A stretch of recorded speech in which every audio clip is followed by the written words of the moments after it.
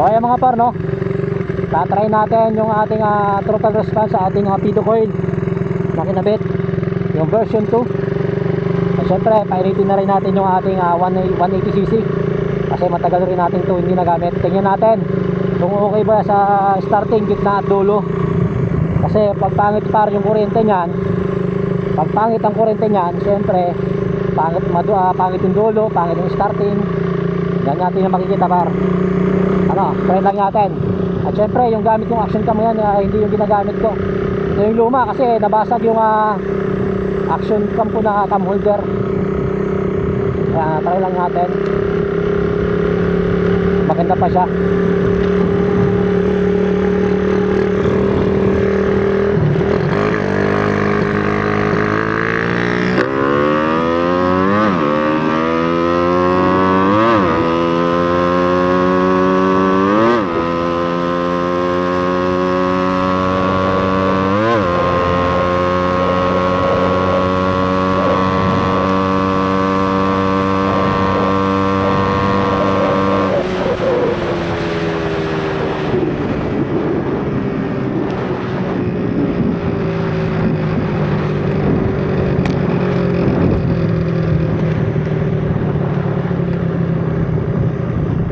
Grabe. Ganda par. Ganda ng throttle response natin, no? Starting, gitna at dulo. Walang pugak, walang hagok. Goods na goods siya. Yung ating Rapido. So tumakbo tayo ng 150 km per hour. And then naka rim set tayo. Siyempre yung sprocket natin 1440. So expect na hindi ganun malalayo yung takbo natin sa speedometer natin kasi hindi naman tayo naka big sprocket. So ang stock is 1443, naka 1440 tayo. Ano po?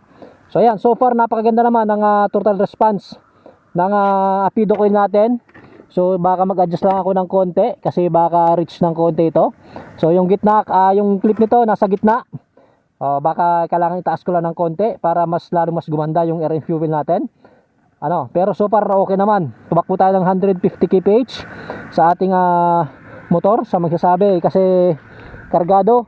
Par, kahit kargado yan par, pag pangit ang kuryente ng motor mo, hindi yan tatakbo ng maayos kasi hindi niya masusunog ng maayos yung air and fuel na malaki papasok ng ating 32mm. Ano po? So konektado yan lahat par. Kahit pakargado yung motor mo, pag palyado yung kuryente mo o pag palyado yung carb mo, hindi tatakbo ng maayos yan. Palagi yung tatandaan yan par, yung tuning ang pinaka-importante at syempre yung kuryente ng motor ninyo kasi yan ang mag-i-spark sa malaking air and fuel na papasok ng carb natin. So ayun mga par, so far so good. Ganda, 150 kph, meter lang yung par, meter lang yun. Hindi ako pumiga ng sobrang haba, medyo maalog ng konti yung aking yung speedometer. So far so good par. Ayan, Rapido. Sa lahat ng carb user dyan, kahit anumang motor mo, basta carb user ka, yan, okay na okay siya par. Maganda par, promise. And then syempre meron din sila pang FI nito, fuel injected. Ang alam ko meron dito, yung dalawa yung lagayan ng niya, yung positive negative, dalawa yan. Kasi sa mga fuel injected, dalawa yung lagayan nito.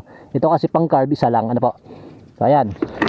So ayan, naamoy ko medyo konting overfeed siya na konti.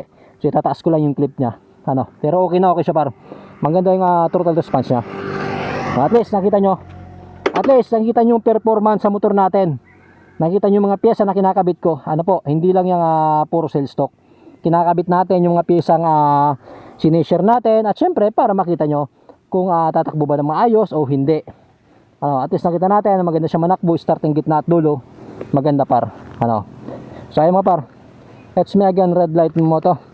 Ride safe, play safe sa inyong lahat. Huwag kayong pipiga kung saan para hindi kami disgrasya. Alright.